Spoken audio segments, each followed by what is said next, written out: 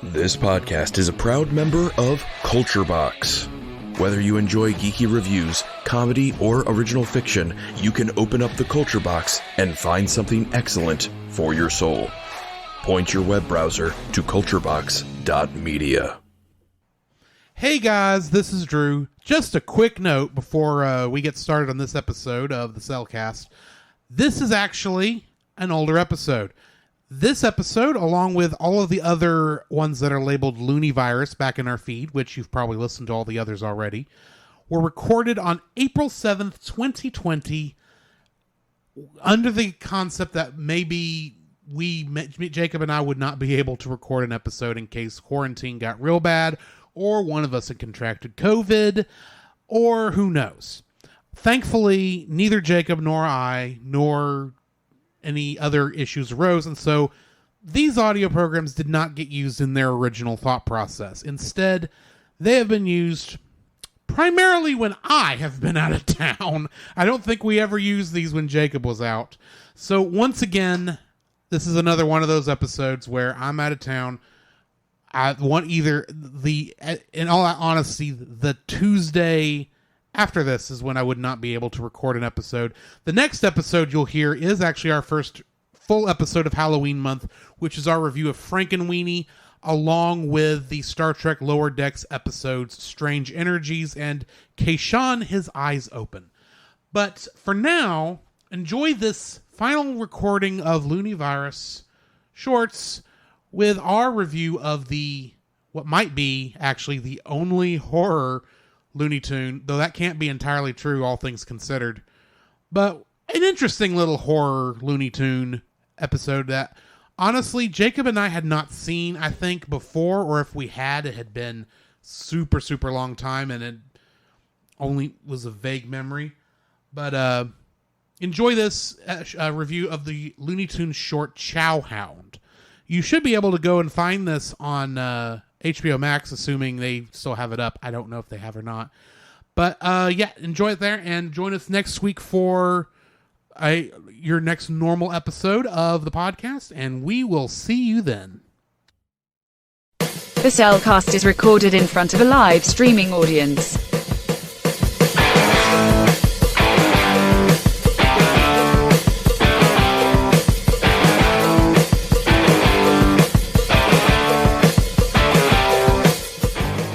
Welcome to another episode of the Cellcast Shorts. Joining me today is a man who keeps forgetting the gravy, Jacob. Why, thank you. I'd like to introduce our co-host, a man who will never go hungry again. Welcome, Drew. How are you doing today, Jacob? I'm doing good. It has been a barrel of laughs. Yes. For this night of recording. It's been pretty good with how COVID-19 or the coronavirus has kind of affected our world. It's good to get a good laugh and enjoy something that is somewhat wholesome and entertaining and pseudo family friendly. Definitely the episode, the short we're reviewing for tonight. Yeah, as Jacob said, we're currently recording a bunch of shorts where we review different Looney Tunes cartoons, just to make up for the fact that there is a chance we may not be able to record a regular episode during the next couple weeks in case quarantines happen. Hopefully, you are listening to these episodes long after the fact, when I've just needed to throw in a short episode to make up for a week. Yeah. But today's episode, whatever time of day this is, whenever you're listening to this, this episode's episode is a review of the Looney Tunes short Chowhound. And this is a Chuck Jones Mel Blanc joint, which I have no idea how we did that 5 times in a row. But that's what happens. Yes. In this one, a dog is using a cat to get meat off of people. Just steaks, essentially. Yeah, steaks. He portrays a normal cat, a house cat, the cat of a posh woman who very much pampers her cat. Yeah. To the gotta catch the mouse cat, and then finally saber-toothed Alley Catus. At a zoo of all places, and we see him go through this twice. The first time he's stealing the meat, but he's fed up with how everything's going, and of course the cat always forgets the gravy. But the second time through, he's seen a ad that says reward if you find for missing pets. So he holds whatever the cat's name is. We don't know the cat's real name. Yeah, he gives her many names throughout this short. He holds them off for a day so that they're at least missing, and then takes them back around to his normal route and gets money for returning the cat. And bamboozles them. And then he pulls the cord and the cat comes out and he goes to the next place. I'm not going to spoil the ending. No, because the spoiling is really good. We'll wait till that until the other side of the review of the spoiler warning, which I guess we'll get to here in just a minute. Do you have any spoiler-free thoughts before we jump into this? This is a lot darker than the last few episodes we have done for this short. I'm talking dark. Either way, yeah. All right, so we'll just get into it. The following is a spoiler-filled review for the Looney Tunes short Chowhound. Listener discretion is advised. Boy, does this dog get its comeuppance. Oh, my word. Yes, oh my gosh. It's like, okay, he buys a meat shop, which I'm thinking, even if you do that right, that meat's not going to last that long. No. That'd be like but apparently he gets extremely greedy and eats it all in one night. Yeah, goes to the hospital, the vet for it. Yeah, and says, oh, a classic case of overeating. Well, we'll just have to put him up for the night. And then the cat and mouse that show up. The following says, this time we didn't forget the gravy. And force feed him gravy until the end of the episode. It's like, and he is so huge at this point, and like, there's little sweat beads coming down. It's like, oh my gosh, this is terrible. I mean, we when we saw the name of this, it kind of threw us because we didn't quite remember this episode. No, and we've been watching off the Looney Tunes Platinum Collection Blu-ray Volume 1. And so, of course, Liz gives a quick synopsis of all of them, and I read it, and it said this was Twilight Zone-esque. We thought, that's an interesting idea. It does have a little bit of a definitely a Twilight-esque kind of thing, because the moral of the story is, his greed and his... Even though this would have predated Twilight Zone by a large margin. Yeah. But I honestly, when I read that, I was like, okay, it can't be that much. Yeah. But when we watched it, it's like the ending is worth the entire way through, even though it feels like it's taking forever to get to the point. Oh yeah, but the ending is fairly worth it. Now, I will say, there is a cultural depiction of islanders, let's say, or Africans. That is a touch out of date. Yeah, it's a little... But admittedly... Politically incorrect. It's a little politically incorrect. They do make a gray mouse make up into a bit of blackface, unfortunately. Yeah. It's only on screen for maybe 3 seconds. And that's I'm just giving that as a fair warning in case some of our listeners are sensitive to that kind of subject. Yeah. I think I'm only sensitive because so many people complain about it. Yeah. So I was like, when I say it's like, oh, that's touchy. Yeah.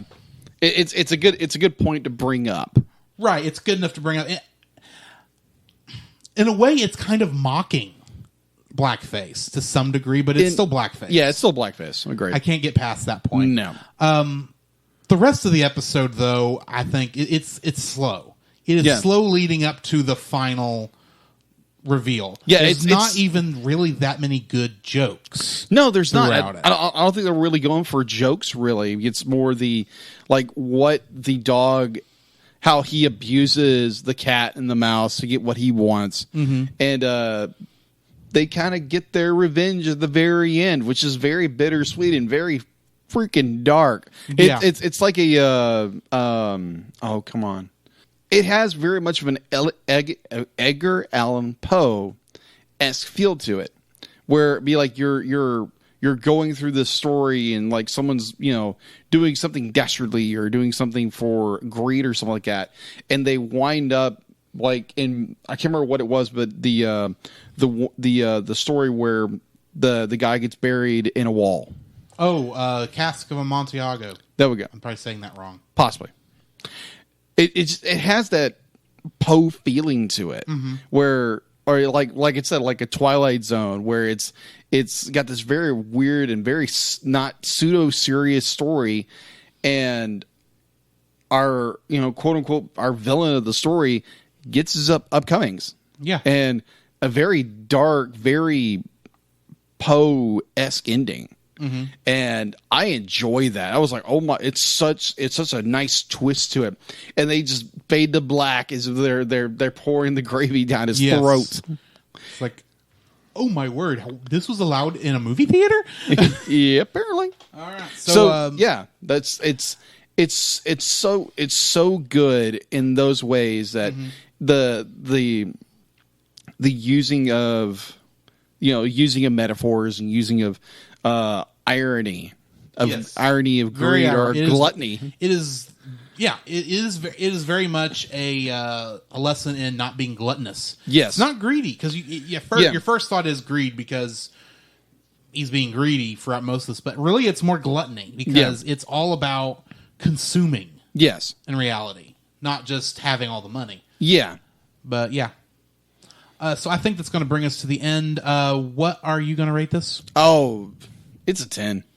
10, just how well orchestrated it is. The use of, like, they kind of illustrate to more the Twilight Zone or Edgar Allan Poe theming, and the pure dark theming of this. How our very abused side characters get their revenge at the very end of the gluttonous dog, and it's like, here's your gravy now, buddy. It's so good. Yeah, so definitely a 10. All right, I'm going to give it an 8, just because the lead up to that final piece of irony is so slow and it's a little repetitive. I agree with you. The only time it really gets it really mixes it up is when when it's the saber-tooth alley caddis parts, because it is so different on those ones. And it's so ridiculous. I'm just giving it an 8 because the ending is very good. Yeah, and it is a lead up all to that. It's just that ending takes a while to get to because it's got to last the entire episode. Yeah. But yeah, it's not that it's bad. It's just I kind of wish there was more to it. Yeah, it's a nice slow burn. Yes, slow burn of an episode, which is not bad. It's not. It's just odd for this style. Of cartoon. Agreed. So that's going to bring us to the end of the episode. Hopefully, we are coming out of this coronavirus thing by this point. But we'll catch you on the next one. Hopefully, it's a regular episode. Maybe not. We'll see. All right. Thanks, guys. You can follow Jacob on his Facebook at Jacob B. Heron. His Facebook page, Jacob's Daily Art Corner, where he tries to draw each and every day. His Instagram at Jacob B. Heron. His Twitter at Jacob Heron. And his Letterboxd at Jacob Heron. You can find Drew on Facebook at Drew Dodgen. His Facebook page, Drew's Photo Bin, to see his photography. His Letterboxd page at GGeorge759. His Twitter at GGeorge759. And Instagram at Drew Dodgen. You can like us on Facebook at the Cellcast Podcast, on Twitch at the Cellcast Gaming, on YouTube at Cellcast, on Twitter at cast_cell. The Cellcast can be found at Apple Podcasts, Google Play Podcasts, Stitcher, Spotify, or anywhere else fine podcasts are downloaded from. Please rate and review us where you found us, and also on Podchaser. Email us at thecellcastpodcast@gmail.com. The Cellcast is a proud member of both the Pop Americana and Culture Box media networks. For more information, please see the link in the description. Our theme song is Drop and Roll by Silent Partner. And remember, that's Cell with a single L.